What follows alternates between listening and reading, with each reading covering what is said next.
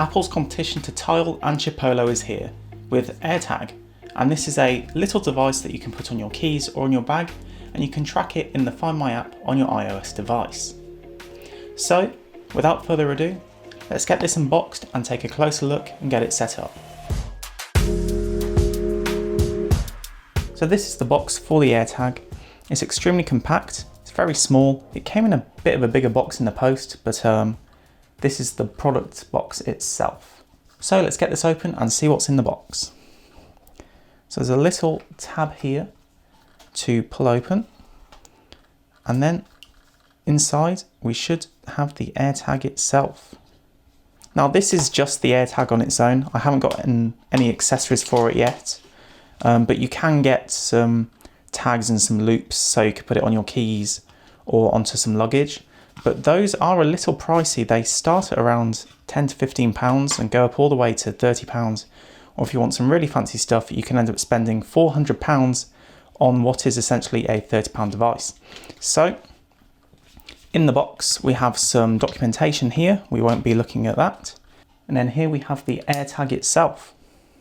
So opening this up, it's telling us just to make sure that we're on the latest version of iOS, which we are. And there is the device itself. This is the setup instructions, so we just need to get our iOS device and hold it fairly close to the device, and we should be good to go. So let's take this out of the packaging. It just pops out there, and we can put that box away. And I will hold this up to the camera so you can get a closer look. So here it is. It's incredibly small. It's probably a bit bigger than a coin, and it has a bit more depth to it as well, but it's a very compact device. So let's take off this plastic wrapper, and there we go. Pull that out, and that should activate the battery. There we go. Apologies if the camera is a little blurry on this. It's quite difficult to get the focus on such a small device, but here it is. On the back, it has a chrome finish, and I imagine this is going to scratch like mad. Probably like the old iPod Classics and iPod Touches that had this shiny metal surface on the back. But there you go. It's got a Apple logo, and then it says AirTag, designed by Apple in California, assembled in China, Bluetooth Low Energy, and ultra wideband, which is Apple's really detailed tracking. So the ultra wideband is what really makes this interesting, because if you're in a location near the AirTag but you're not quite sure where it is, you can essentially get turn-by-turn directions to the AirTag to the foot for distance. So there we go.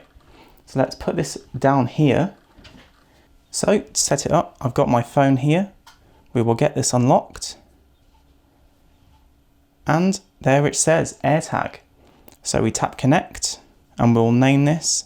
Now I'm not too sure where this is going to end up yet, but I will say backpack for now.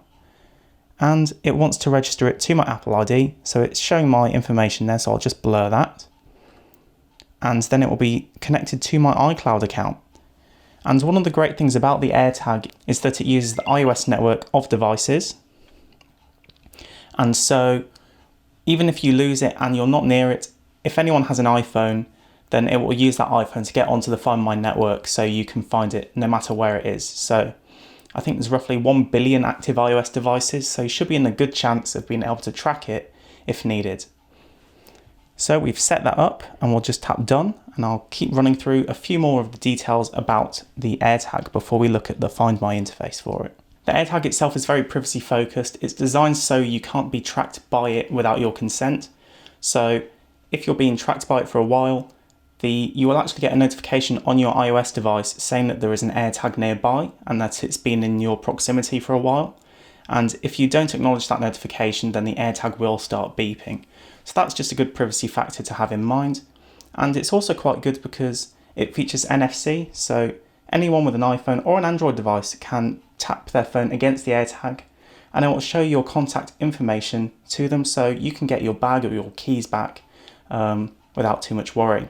So let's look at what options we have in the Find My app. So this is the interface here. we have the Richard's backpack item in Find My in the items tab alongside the devices and people if you have that set up. And we can see the information of where the bag is, and if we tap into it, then we can play a sound, or we can do the find feature, which will give us more detailed directions. So let's play the sound.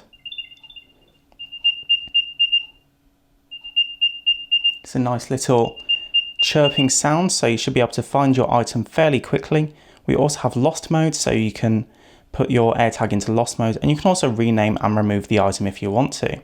So I'm going to put this AirTag in my bag, and we're going to give the find feature a little demo to see what happens. And so we are connected, we can figure out where it is, and by spinning around a bit you can get a more accurate signal. So I think one of the things you're going to want to make sure with this is that you are somewhat close to it, because otherwise it's just not going to be able to give you the accuracy that you need. So here we go. Let's do a bit more spinning, get our arrow back. Now it is completely confused, it's losing itself a bit. We're heading out here. We're following it, we're doing some more spinning. We're going this way, the bag's there. So we are nearby now. Let's get really close to the bag and see what happens. There we go, and we are there. My phone is giving off a little jingle, and it's showing the AirTag in a nice little animated icon. So let's go back and give my closing thoughts on the AirTag.